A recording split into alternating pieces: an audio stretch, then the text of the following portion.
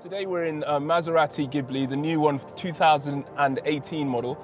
And what better place to try it out than to take it around the windy roads of Monaco, or should I say Nice, as we're near at the moment. And the first impressions of this car is the fact that although it is essentially not too far away from the Ghibli that was released in 2013, what we're looking at now is a car that it was a new model at the time, but now it's been refined, it's been tweaked, it's been modernized in certain ways. They've had time to listen to customer feedback, to add a few more elements of modernity to it. Things such as the dynamic display, the safety features that they've improved to make it altogether more of a grand tourer than it was initially.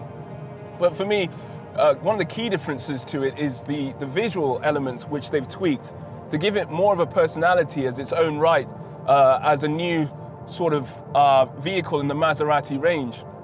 Now, you know, we're actually in the GranLusso model, which is probably the model I personally go for. It's the more sort of relaxed Grand Tourer, more businessman type version, but they've also got a Grand Sport model, which is a bit more aggressive, like a bright lapis lazuli blue with the red brake calipers. But this one, as you notice, has the Xenia, Gildo Xenia interior with the grey silk and the brown contrast. It's a very elegant vehicle, but also has got that punch as well if you want it.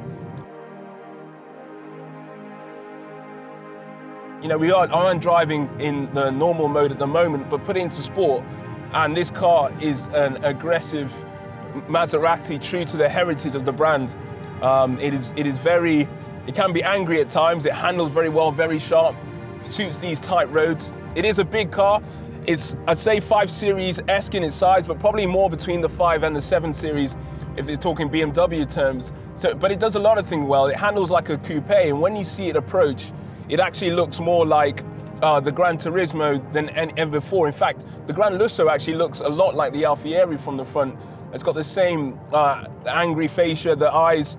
The new LED lighting has really changed the dynamic of the front, whereas the slight tweaks to the rear have made it a very much more coupe-looking like vehicle from the back. So altogether, a massive improvement. So I think there's in excess of over 50 improvements from the other model Ghibli that was launched for the 2018 model. And though there are subtle differences, they make a massive difference to the feel of this vehicle.